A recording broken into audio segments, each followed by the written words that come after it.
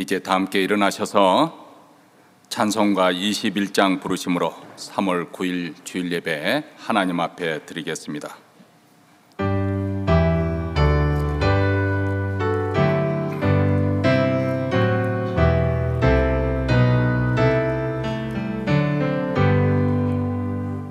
다 찬양하여라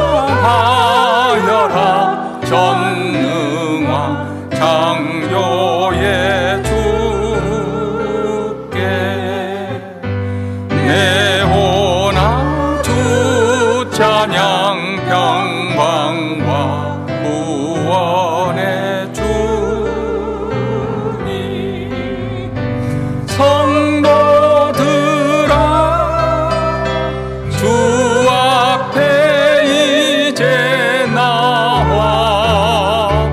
즐겁게 찬양하여라 다 찬양하여라 놀라운 만유의 주께 포근한 날개 민을 뿜어주시는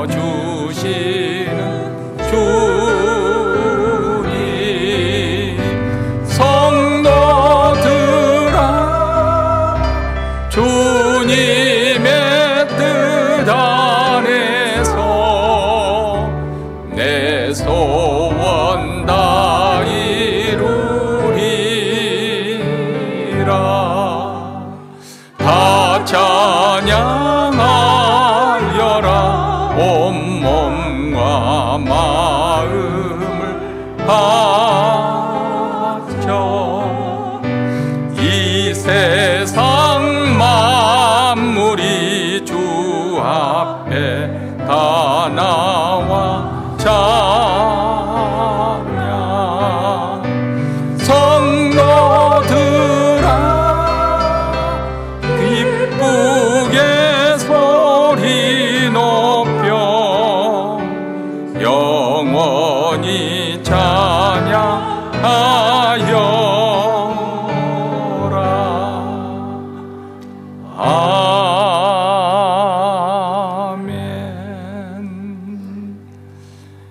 이 시간 우리 마음을 앞에서 하나님 앞에 기도할 때 먼저 하나님의 영광을 구하는 기도를 드리십시다. 하나님의 임재가 생생하게 느껴지고 또 예배 가운데 하나님이 임재하여 주셔서 하나님을 경험하고 하나님을 만나는 흔적을 안고 돌아가는 주일 예배가 이루어질 수 있도록 우리 교회뿐만 아니라 드리는 모든 교회들, 특별히 우리 한인교회 주일 예배 주의 영광을 혁혁히 나타내 주셔서 저희들을 압도하여 주시옵소서. 주님의 영광을 구하는 기도를 드리시고 두 번째로는 이어서 그 영광에 비친 우리 인생의 비천함과 또 허물 많음과 부족함과 그리고 미련함과 어리석음 우리 인생을 바라보면서 하나님 앞에 겸손하게 참회의 기도를 드리십시다. 영광이 하나님을 보고도 하나님을 인정치 않냐고 또 하나님의 은혜를 받고도 감사치 못하고 십자가의 사랑을 받고도 그 사랑에 살지 못하는 저희들의 인생의 무지함과 어리석음을 주여 용서하여 주시고 또 한 주를 살아가면서 우리 하나님을 믿지 못하는 불신앙과 또 하나님 말씀으로 살지 못하는 모든 불순종의 모든 죄악들 말과 행실로 또 지었던 모든 것들을 낱낱이 하나님 앞에 고백하며 참회의 기도를 다 함께 이 시간 드리겠습니다. 자비로우시고 은혜로우신 하나님 아버지, 오늘도 이렇게 복된 주일을 맞이하여 그리스도의 보혈을 힘입어 은혜의 보좌 앞에 나와 하나님께 찬송과 영광과 존귀를 돌려드립니다. 예배드리는 이 순간에 우리 하나님의 영광이 혁혁히 나타나 저희들을 압도하여 주시옵기를 원합니다. 그 거룩한 빛에 아버지 사로잡혀 하나님 앞에 참으로 영광과 찬송을 돌리는 주일 예배가 되게 하옵소서. 우리 교회뿐 몬트레는 모든 교회들, 특별히 한인교회 아버지 하나님의 주님 앞에 예배 드리는 성도들, 하나님의 임재가 생생하게 느껴지게 하여 주시고 하나님을 예배 가운데 경험하게 하시며 하나님을 만나는 흔적을 안고 돌아갈 수 있도록 주여 주의 영광을 나타내 주시고 그 영광으로 저희들을 압도하여 주시며 그 거룩으로 아버지의 사로잡히는 귀한 축복된 시간이 되어지기를 간절히 원하고 기도합니다.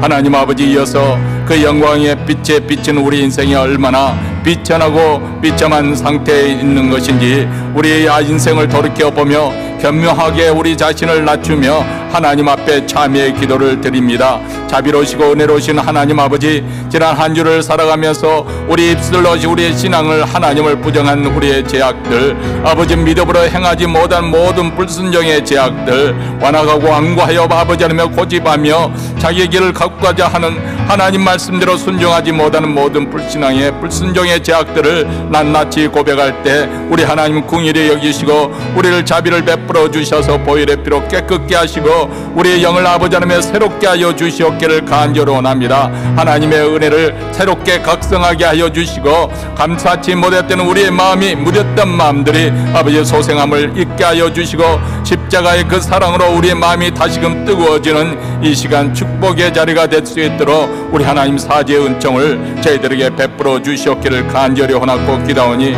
오늘 또 이 예배 가운데 우리 하나님의 우리를 만나 주시고 하나님의 거룩으로 하나님의 영광으로 저희들을 찾아와 주시옵기를 간절히 원하고 기도하니 우리의 참회의 기도를 주께서 들으시고 응답하여 주시옵기를 간절히 원합니다. 삼일체 송가 이미 선택하셨고 예수님이 구속하셨고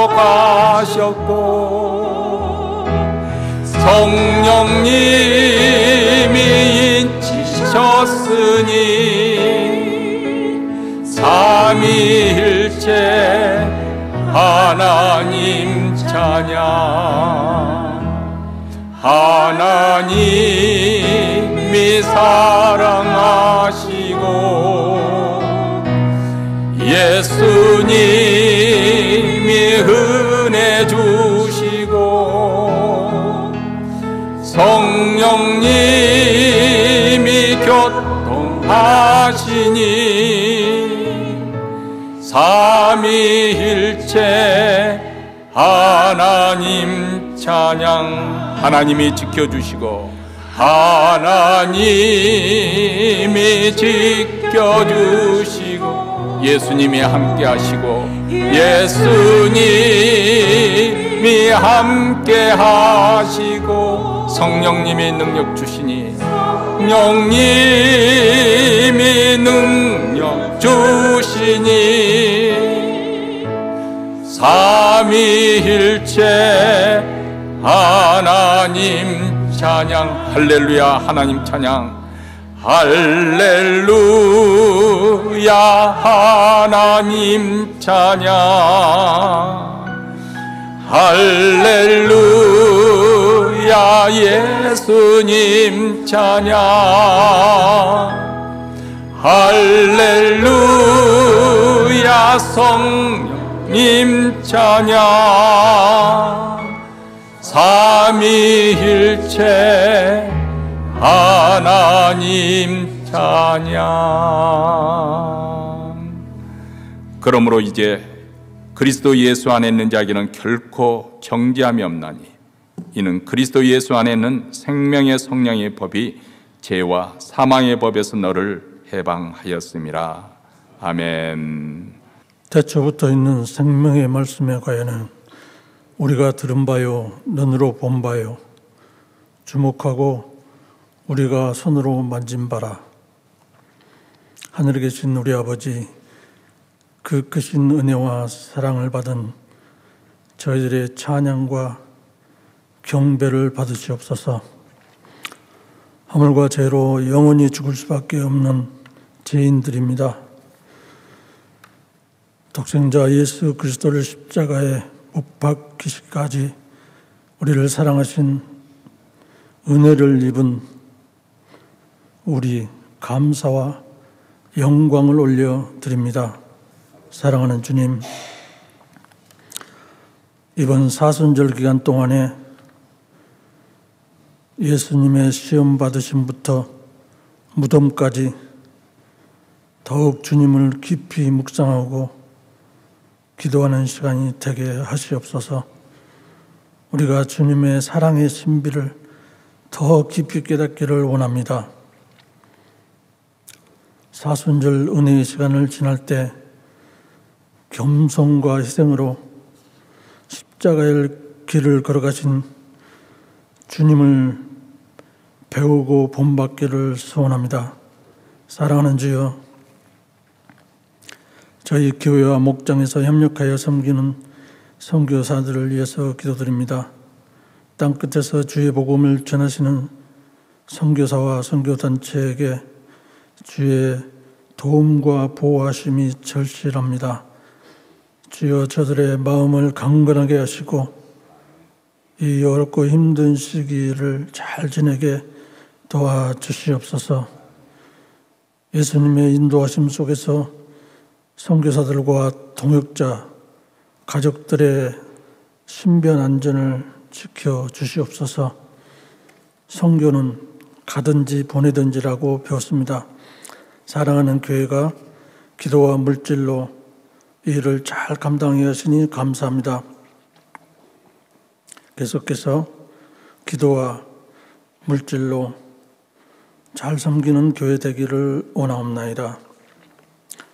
무슬림을 위한 30일 중보 기도에 자발적으로 참여하여 저들이 예수님 앞에 나오도록 함께 기도하는 은혜를 주시니 감사합니다. 무슬림들을 위한 기도운동이 많은 열매가 있기를 원하옵나이다. 이제 우리는 주께서 명하신 모든 것을 듣고자 하여 하나님 앞에 있나이다.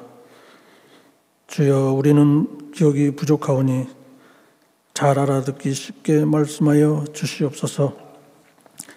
주 예수의 크신 사랑, 날 구속하신 사랑, 날 구속하신 은혜, 천국의 빛난 영광 듣기를 원합니다. 주여, 우리는 연약합니다. 우리는 오늘 또 넘어집니다. 또 실수합니다. 건강은 예전 같지 않으며 은행의 잔고는 바닥을 드러내고 손에 쥔 현찰도 없고 돈 될 만한 부동산도 없어도 나는 주를 인하여 기뻐하리라. 나의 구원의 하나님을 인하여 즐거워하겠다는 선지자의 말씀을 믿음으로 받습니다. 험한 십자가의 길을 가신 예수님을 따라 사순절 기간 동안에 더욱 낮아지고 섬기며 그리스도의 십자가를 붙드는 시간 되기를 간절히 소망하며 우리 주 예수 그리스도의 이름으로 감사기도 드립니다. 아멘.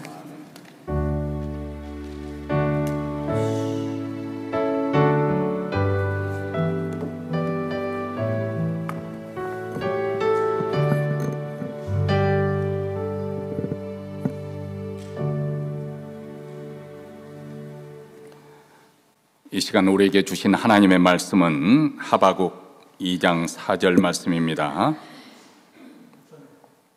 죄송합니다. 우리 다 함께 일어나셔서 일어나지 않죠?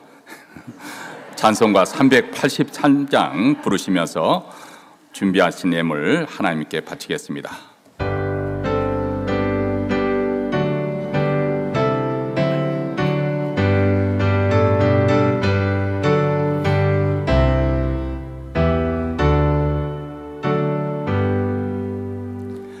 환난과 핍박 중에도 성도는 신앙 지켰네.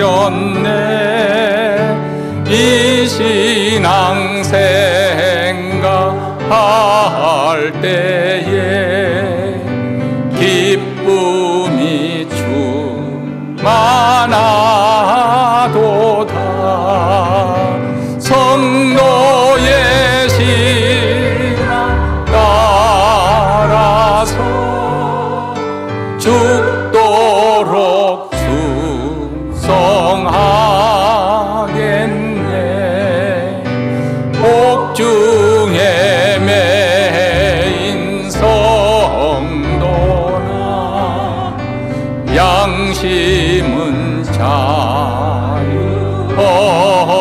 얻었네. 우리도 고난 받으며 죽어도 영광되도다. 성도의 신앙 따라서 죽도록 충성하겠네. 성도의 신앙 본받아 원수도 사랑하겠네. 인자한 넌 행실로 이 신앙 전하리라.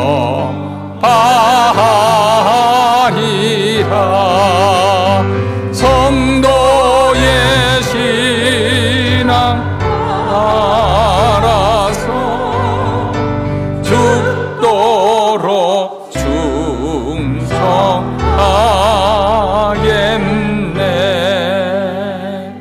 아멘.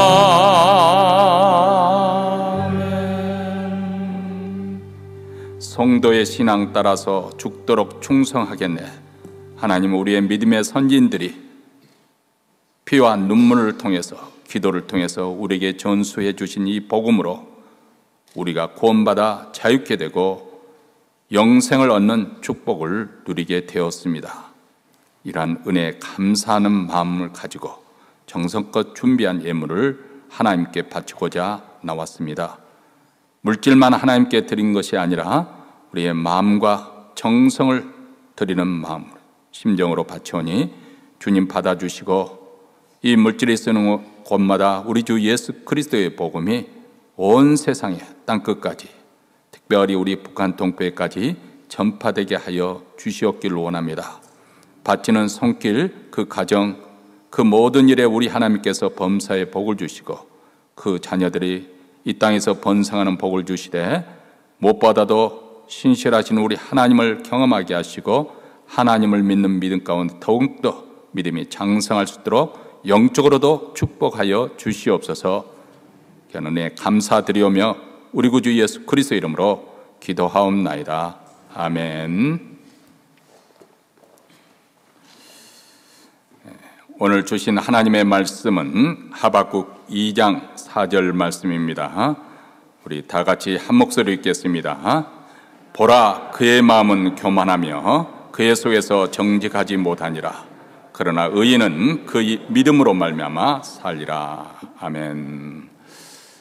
우리가 하박국서를 공부하면서 어쩌면 이 시대에 가장 우리 믿는 자들에게 필요한 메시지가 아닐까, 그런 생각을 하면서 저도 말씀을 전하고 있고 여러분도 그 말씀을 듣고 계시는 줄 믿습니다. 왜냐하면 우리가 이 시대에 아니었더라도 어쩌면 인생을 살아가면서 한 번쯤은, 아니 그 이상 수없이 하박국처럼 질문을 던지며 살아가기 때문에 그렇습니다.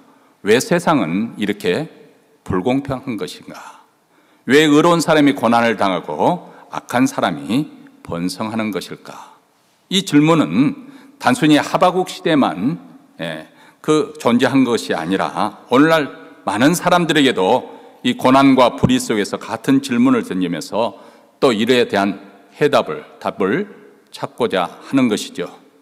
어느 한 가정은 회사에서 오랫동안 아주 정직하게 성실하게 그렇게 그 회사를 위해서 충성하며 일을 해왔고, 또 가정에 충실하고, 또 주일마다 예배를 빠짐없이 드리면서 하나님을 믿고 섬겼습니다.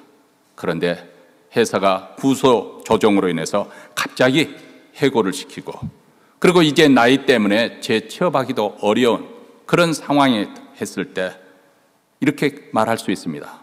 목사님, 저는 항상 정직하게 살려고 노력했고 믿음을 지키며 살았는데 이제 제게 남은 것은 실직과 그리고 경제적인 어려움뿐입니다. 도대체 하나님은 어디 계시는 것입니까? 어느 어머님은 남편의 사업 실패와 또 자녀의 방황을 고민하면서 기도하고 있습니다. 그럼에도 그녀의 기도는 응답되지 않고 고통은 계속됩니다. 지친 마음에 그녀는 이렇게 하소연합니다. 저는 하나님께 모든 것을 맡기고 기도했습니다. 믿음을 지키면서 기다립니다. 그런데도 제 삶에는 전혀 변화가 없고 나아지지 않고 있습니다. 정말 믿음으로 살아가는 것이 맞는 것인 길일까요? 왜 악인들이 득세하고 어려운 자들이 고난을 겪어야 하는 것일까? 이 질문은 우리 신앙생활하는 우리들에게 굉장한 도전이 되는 것이고 우리 신앙생활에 깊은 의심과 혼란을 불러일으킵니다. 이것을 대표적으로 그 갈등과 심적인 고뇌를 기록한 글이 바로 구약성경 욥기서가 아닙니까? 그리고 이것을 통해서 우리는 알게 되는 거죠. 이것은 이 고민은 우리 시대 우리들뿐만 아니라 어떻게 보면 하나님의 백성들, 모든 세대에 걸친 하나님의 백성들이 공통적으로 하나님이 정말 살아 계시는데도 불구하고 왜 이런 고민과 고통을 안고 살아가야 하는 것인가? 우리 공통된 고민이죠. 지금으로부터 무려 2600년 전에 하박국 선지자도 우리가 똑같은 질문을 가지고 하나님께 나아갔습니다. 하박국서는 아주 다른 책과 달리 좀 특징적인 것이 하나님과 이렇게 질의응답하는 그 대화를 통해서 메시지를 전해주는 그런 특징을 가지고 있습니다.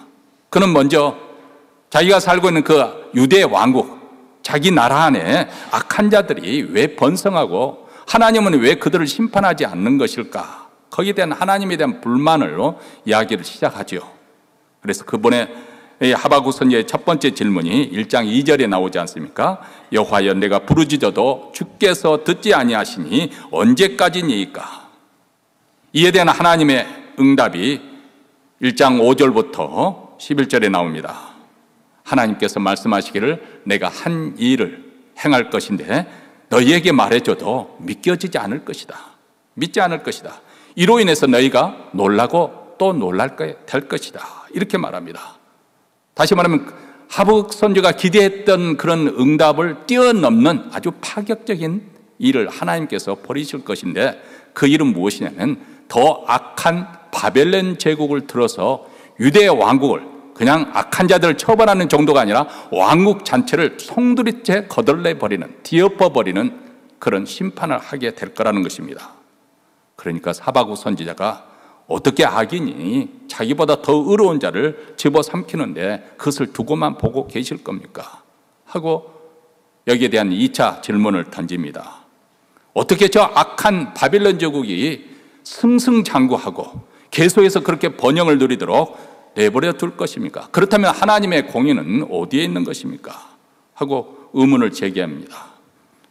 여기에 대한 하나님의 두 번째 응답이 어제와 또 오늘 우리가 또 앞으로 계속 공부할 것인데 특별히 2장 3절과 4절에 우리에게 주어지고 있습니다.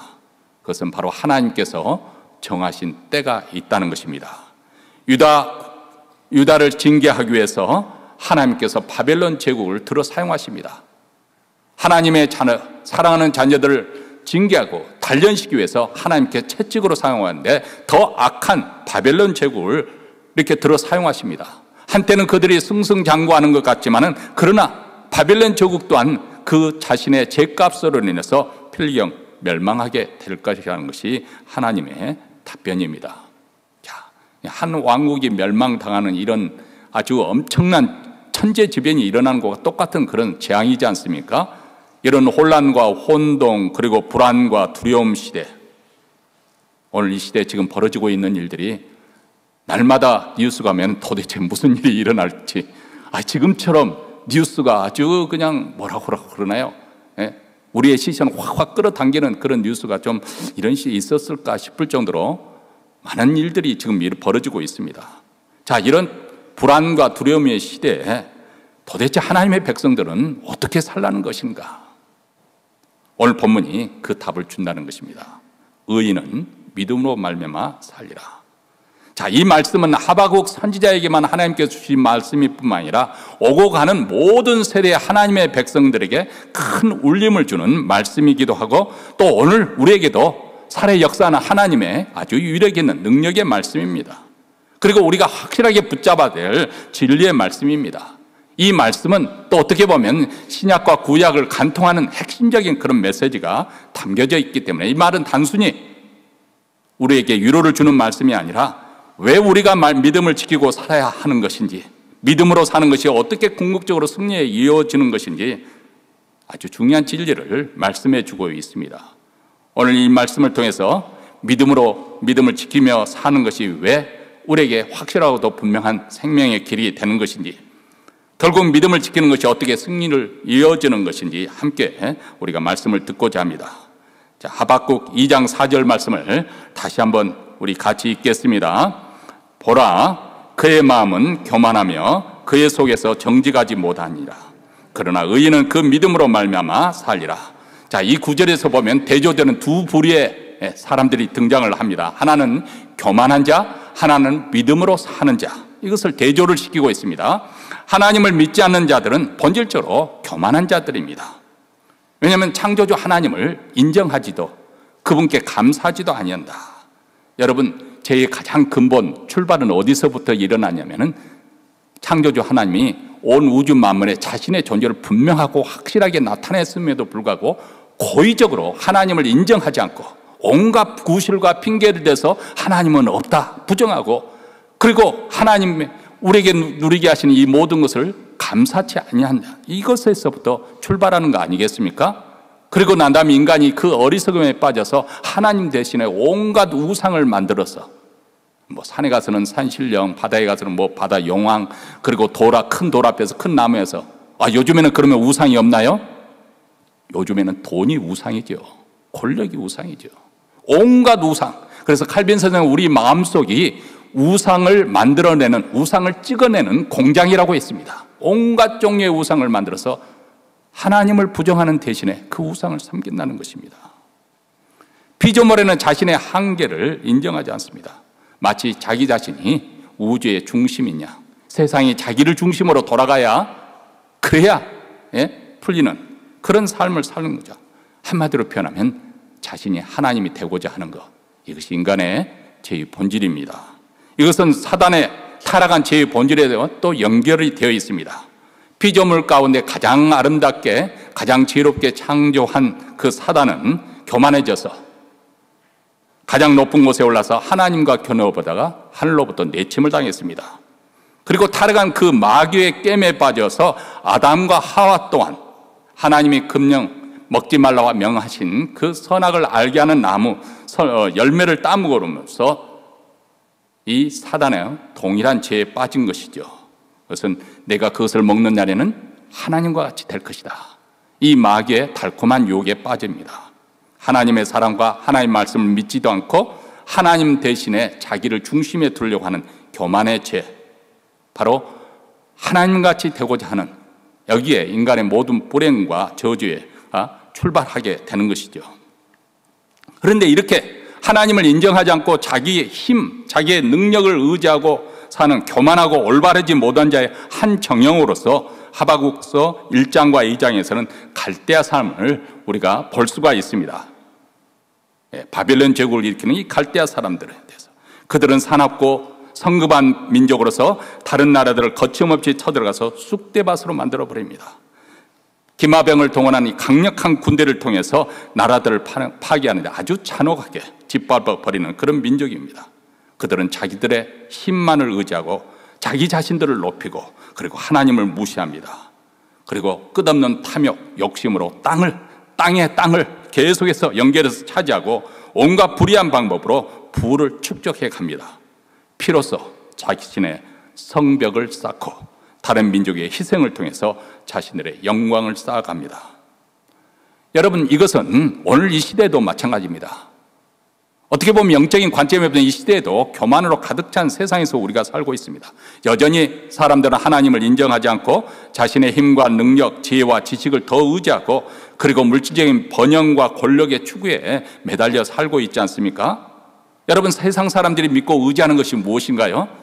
물론 우리 예수 믿는 사람들도 사실 우리 자신들도 그것에서 완전히 벗어나지 못하고 있지만은 대부분의 사람들은 눈에 보이는 것, 이 세상의 어떤 눈에 보이는 것을 붙들고 삽니다. 예를 들면 물질과 재산, 재물, 돈이 많으면 그만큼 안전하고 행복할 것이라고 사람들은 믿고 있지 않습니까? 그리고 성공과 명예, 사회적인 지위와 업적이 내가 어떤 존재인지 인생에 성공한 사람이라고 자기의 가치를 증명해 줄 거라고 생각을 하는 거죠. 그리고 사람과의 관계, 가족이나 친구나 권력 있는 자들에게 그들에게 가까이 가고 그들을 기대해서 삶의 어떤 안정감을 도모하려고 합니다. 그리고 결국 자기 자신의 능력과 노력으로 원하는 것을 이루고자 하는 것이죠. 또 이 세상의 모든 것을 과학적으로 그런 논리와 증거를 통해서만 믿음을 결정하려고 하는 이 모든 것들, 이것들이 우리를 삶을 든든하게 지탱해 줄 거라고 생각하고 우리의 노후를 보장해 줄 거라고 사람들은 생각합니다. 그렇지 않습니까? 우리 믿는 자들도 여기서 크게 벗어나지 못하고 있지 않습니까? 그럼에도 불구하고 우리가 잠깐 한 걸음 뒤로 물러서 한번 생각해 보십시오. 이것들이 영원합니까? 내가 노후 준비를 잘 준비해서 주식에 많이 쌓아놨다고 하더라도 여러분 주가가 하루아침에 곤두박질을 친다면 어떻게 하겠습니까? 이 땅에 영원한 것이 뭐가 있겠습니까?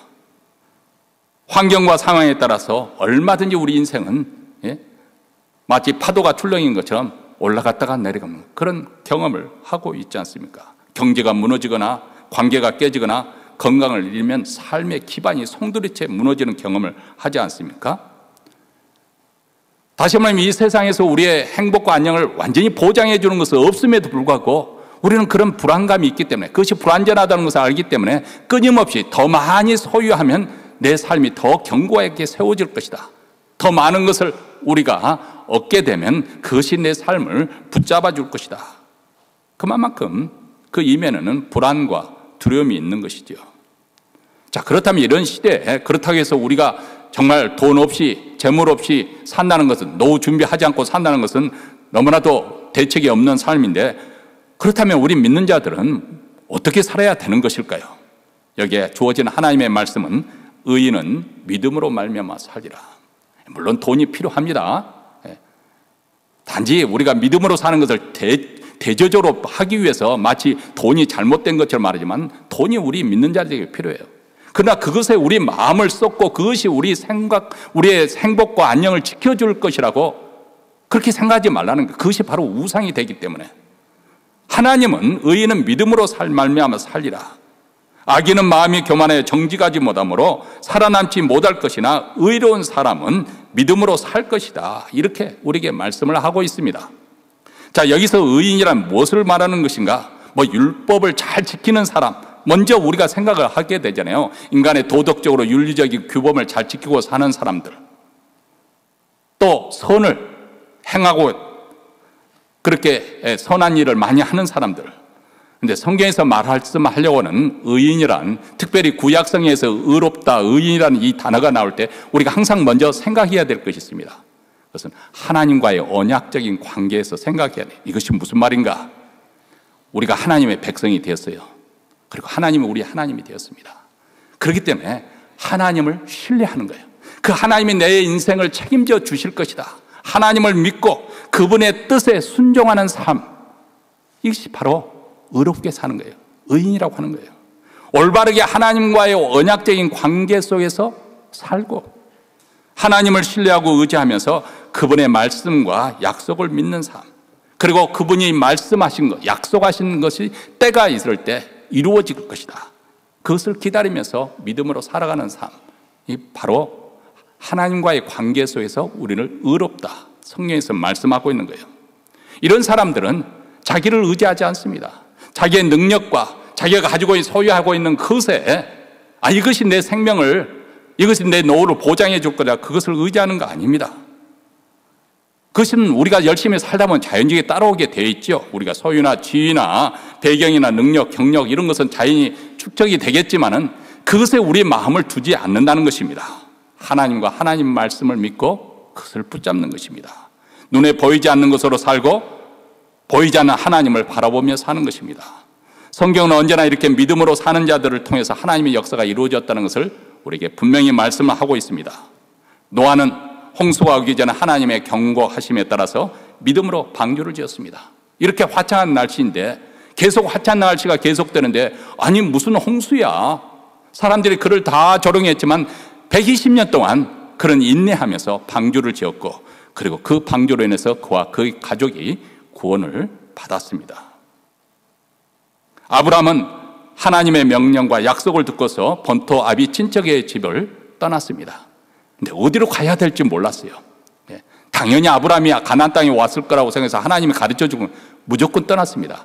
그리고 한 걸음 한 걸음 하나님께서 인도하심을 받아서 도착하고 보니까 가나안 땅인 것이지, 하나님이 너는 5년 후에 하란을 거쳐서 그 다음 10년 후에 뭐 가나안 땅에 도착하게 될 거야, 내가 나를 따르면 너는 이렇게 부자가 될 거야, 이렇게 약속한 거 아니에요. 떠나라고 하니까 하나님의 약속을 붙잡고 길을 떠난 것입니다. 그리고 그 약속을 성취를 보았습니다. 이스라엘 백성들은 뒤에 애국 군대가 쳐들어오고 앞에 홍해가 갈라졌는데 믿음으로 그 홍해를 마른 땅까지 건넜습니다. 다니엘의 세 친구는 풀무불 앞에서 하나님을 신뢰함으로써 평소보다 7배나 뜨거운 그 풀무불 속에서 건짐을 받았습니다. 바울은 복음으로 인해서 감옥소에서 참으로 어둡고 힘든 고통의 나라를 보내고 했지만, 그러나 주 예수 그리스도를 믿는 믿음 가운데 승리하면서 기쁨으로 편지를 쓰지 않습니까? 기뻐하고 또 기뻐하라. 주 안에서 항상 기뻐하라. 이것이 하나님의 뜻이니라. 이들은 현실의 어려움 속에서도 하나님을 믿고 나아간 것이고, 그들의 길은 바로 믿음의 길이 되었던 것입니다. 우리 눈에 보기에는 악인들이 득세하고 승승장구해서 계속해서 형통할처럼 그렇게 보이지 않습니까? 이것이 참으로 우리에게 때로는 힘든 거죠. 사람들이 개인의 그 연약함으로 인해서도 힘들고 답답하지만, 때로는 이 인간에게 하나님께서 준 심성에서 공분이라는 게 있습니다. 이런 일은 있어서는 안 되는 것인데 이런 악한 일을 왜 하나님께서 허용하신 이 공분을 느끼지 않습니까? 그럴 때마다 우리가 마음이 눌리고, 정말 하나님은 어느 때까지 이런 일이 일어나도록 허용하시는 것인가? 하나님을 믿는 신앙이 오히려 짐이 되고 정직하게 살려고 하는 것이 오히려 손해를 가져오고 한없이 마음이 무겁고 답답할 때, 시편 기자는 우리에게 이렇게 말씀하고 있습니다. 시편 37절에 보면은 1절부터 11절에 이런 내용입니다. 행악자를 인하여 불평하여 하지 말고 불의를 행하는 자를 투기하지 말지어다. 저희는 풀과 같이 속히 배임을 볼 것이며 푸른 채소같이 쇠잔할 것이미로다. 잠시 후에 악인이 없어지리니 내가 그것을 자세히 살필지라도 없으리로다. 저는 이 구절을 참 좋아합니다. 잠시 후에 그 악인들이 번성해서 그 비 오고 난 다음에 그 잡초들이 우하게 자라서 아주 번성하고 온 땅을 덮을 것 같은데, 잠시 후에 보면 내가 그것을 자세히 살필지라도 없으리로다. 오직 온유한 자는, 하나님을 믿고 오래 참고 기다리는 자는 땅을 차지하며 풍부한 화평으로 즐기리로다. 다시 말하면 하나님은 결국 교만한 자들을 심판하실 것이고, 하나님과 그분의 말씀을 믿고 신뢰한 자들이 최종 승리하게 될 것이다. 하나님 나라를 어떤 사람들이 쟁취하게 될 것이고 소유하게 될 것인가? 세상에 잘 나가는 교만한 자들이 아니라 하나님의 때를 기다리면서 참고 인내하는 자들, 잠시 후면 악인은 신속히 사라질 것이고 그 흔적조차 없어질 것이고, 믿음으로 참고 기다린 자들이 하나님 기업 차지하게 될 것이라, 이렇게 말씀을 합니다. 여러분, 하박국서 2장 4절 의인은 믿음으로 말미암아 살리라, 이 구절은 이미 말씀대로 구약에서 신약으로 이어지는 아주 구속사의 한 중심에 있는 말씀입니다. 신구약 성경을 간통하는 핵심적인 그런 말씀입니다. 사도 바울은 로마서 4장에서 아브라함을 본보기로 믿음으로 의롭게 된다는 그것을 강조를 하고 있습니다. 로마서 4장 19절부터 22절에 이렇게 말씀합니다.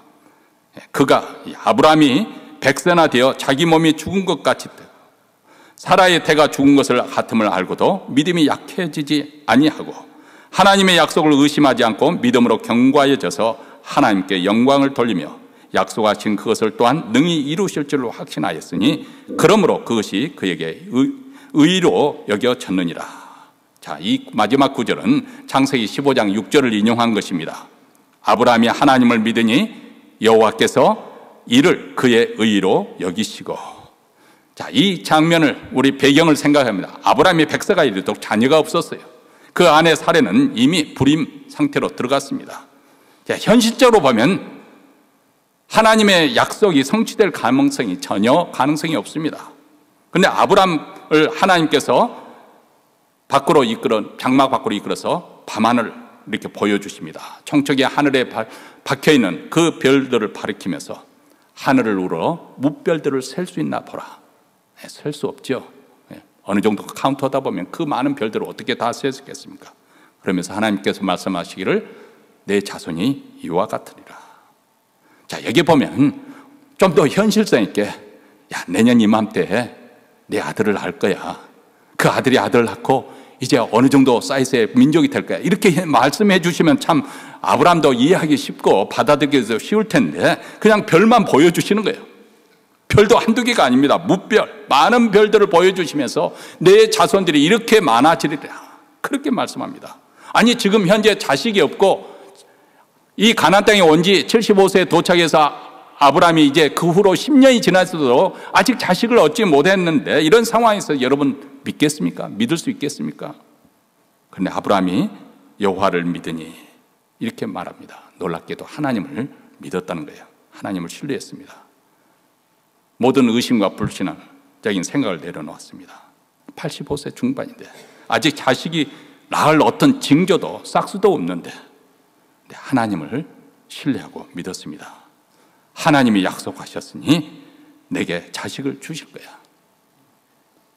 지금까지 내가 살아오면서 하나님과 동행하며 사는데 내가 알고 있는 하나님은 신실하신 분이시기 때문에, 그렇기 때문에 그분이 약속하신 것은 그대로 이루어질 거야.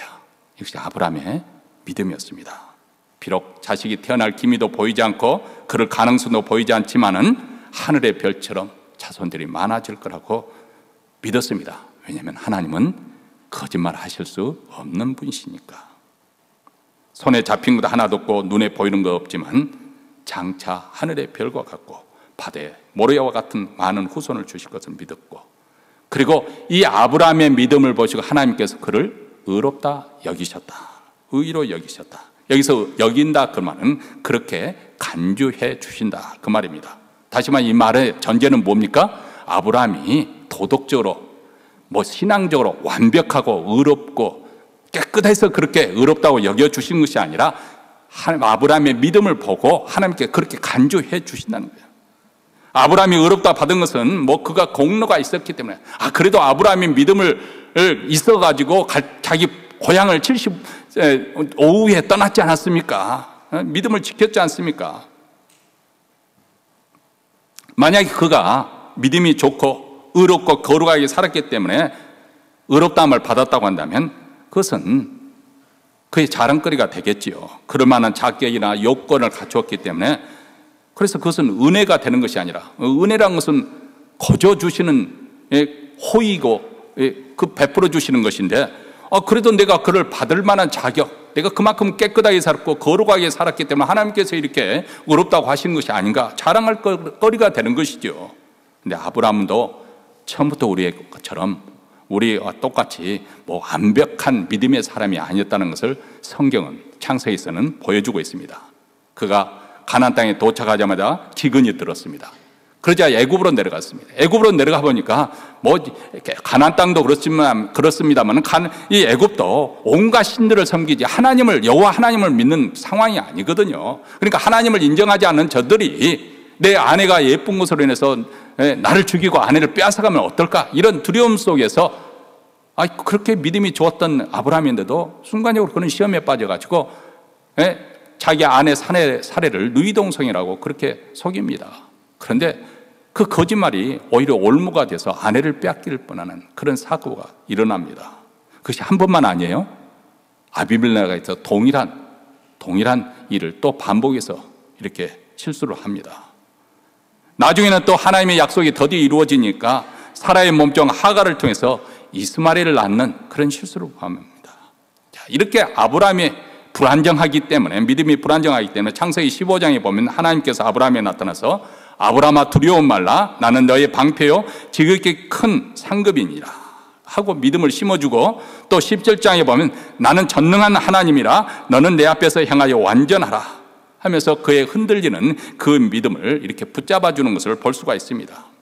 다시 말하면 이것은 무엇을 우리에게 말하면 아브라함이 자기 행위로서 하나님 앞에 자랑할 것이 있었던 것이 아니라 다만 하나님께서 그의 믿음을 보시고 의롭다 간주해 주셨다는 거예요.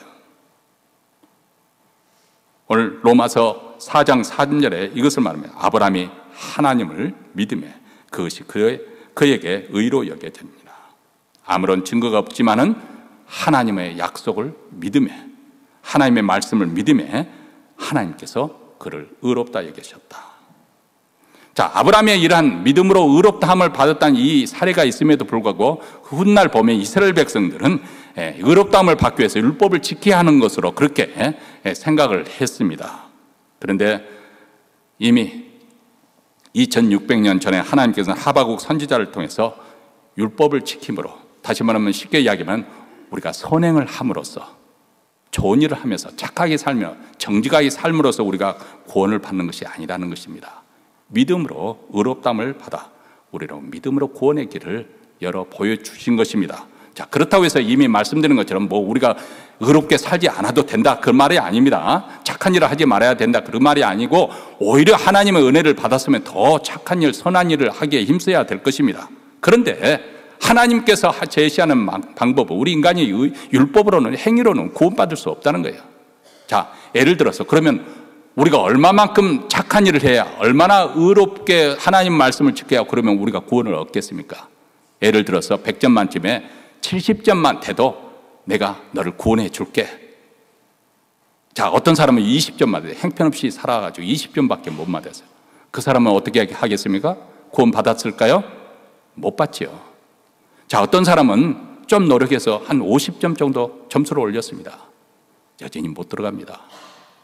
어떤 사람은 69점까지 받았습니다.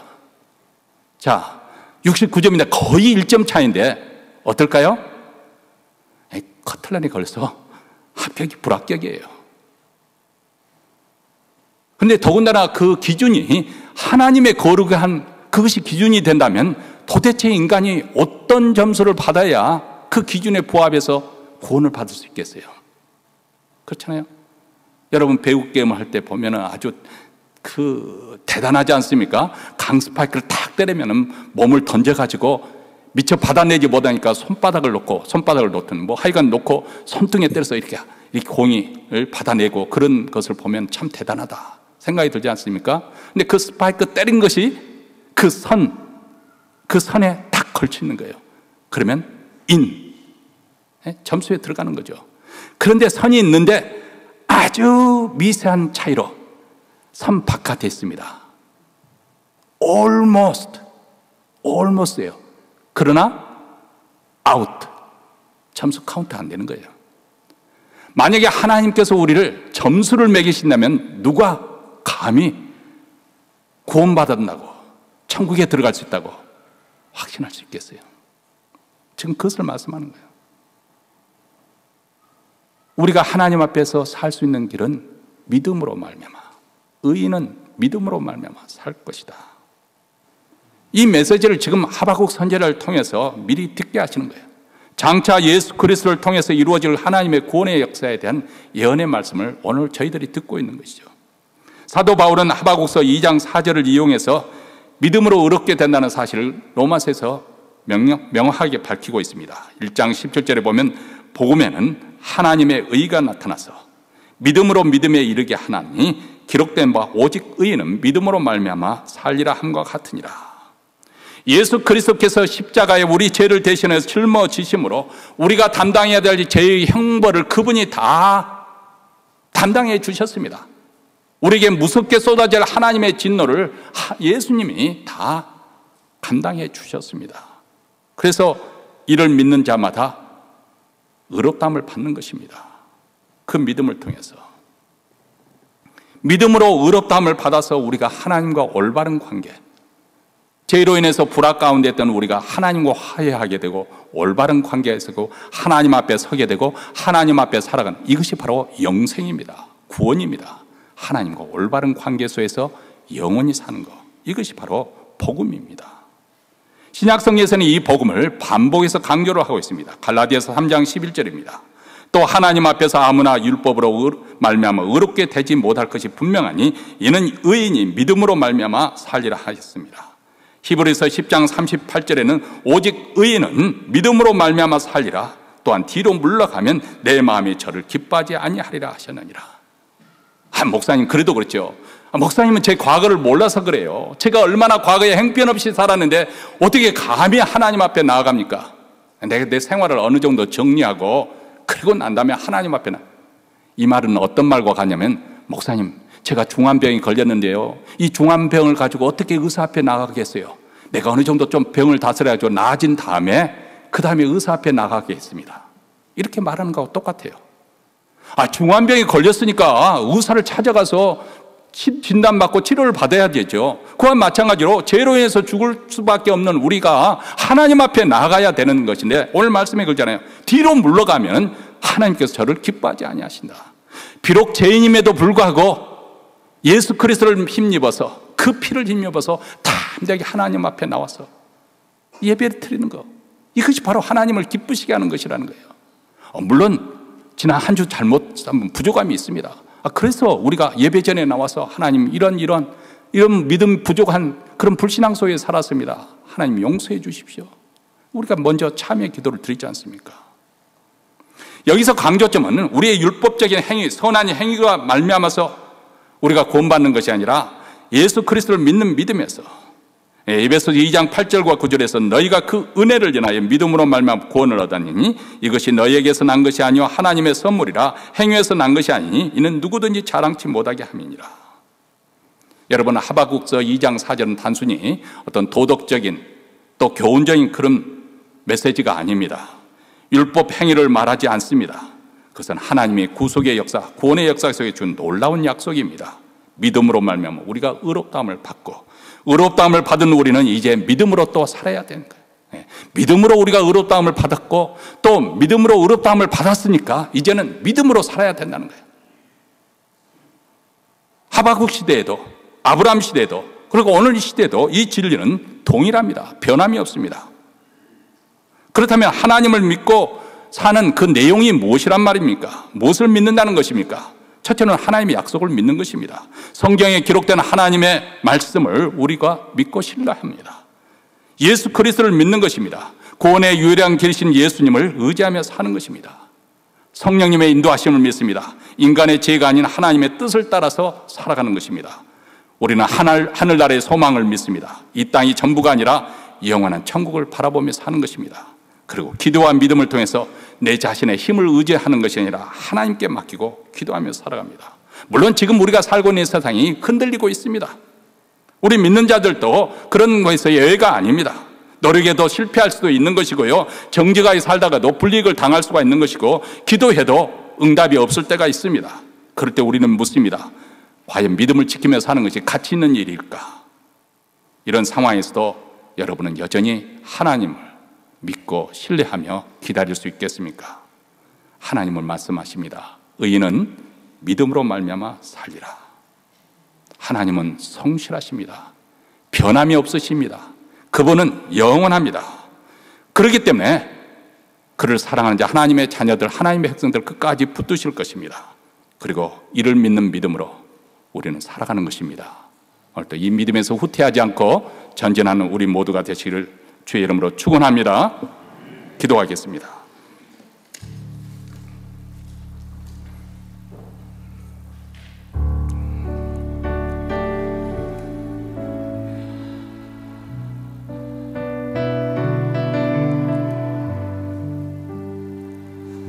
하나님 아버지, 세상이 요동하고 흔들리고 있습니다. 어떤 사람들은 이런 기회를 통해서 더 좋은 길이라고 여기고 좋아하는 사람들 있겠지만은 많은 사람들이 불안과 두려움 속에서 살아가고 있습니다. 그런데 세상이 흔들리고 요동하는 것은 하나님께서 우리에게 영원한 나라를 주시기 위해서 지금 흔들고 계시기 때문에, 역사의 주관자이신 하나님이 통치하시고 다스리고 있기 때문에 그런 줄을 알고, 우리가 신앙의 눈으로 이 사실을 알게 되면 우리는 두려워하지 않고 이런 상황 속에서도 우리 믿음을 지키고 우리는 믿음의 길을 끝까지 잘 걸어갈 줄로 믿습니다. 우리 신령한 눈을 열어주시고 그래서 보아야 될 것을 보이지 않는 하나님을 바라보게 하시고 그 나라의 영화로움을 보게 하여 주시옵소서. 우리 신령한 길을 열어주셔서 우리가 들어야 될 음성을 듣게 하여 주셔서 우리 믿음을 지키게 하옵소서. 우리 구주 예수 그리스도의 이름으로 기도합나이다. 아멘. 우리 다 함께 일어나셔서 결단한 마음으로 마지막 찬양 부르시겠습니다. 오직 믿음으로.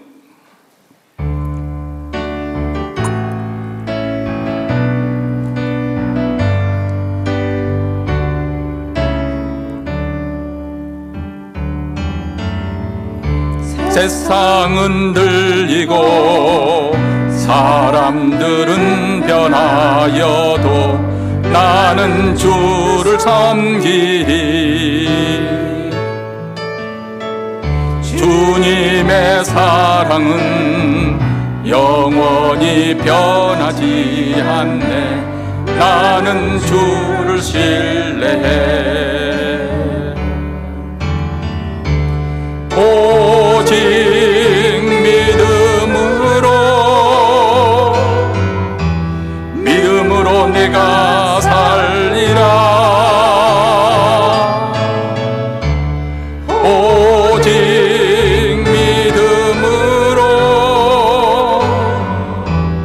믿음으로 내가 살리라. 믿음 흔들리고 사람들 주를 떠나도 나는 주를 섬기리. 주님의 나라는 영원히 쇠하지 않네. 나는 주를 신뢰해. 오직 믿음으로 내가 살리라. 오직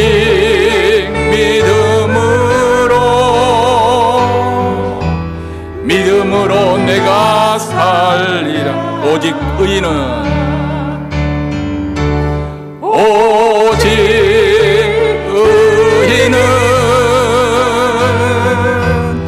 믿음으로 말미암아 살리라. 오직 의인은 믿음으로 말미암아 오직 믿음으로 내가 살리라. 오직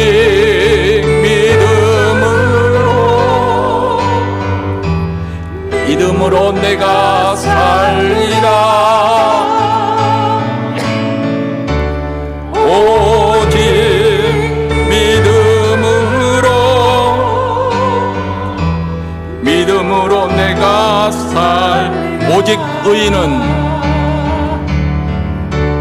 오직 의인은 믿음으로 말미암아 살리라.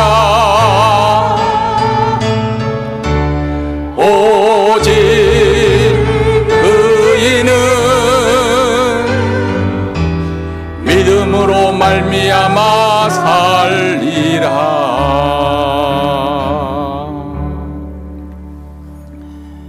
이제는 우리 구주 예수 그리스도의 은혜와 하나님 아버지의 무한하신 사랑과 성령의 교통하심이 세상 흔들리고 사람 변화에도 오직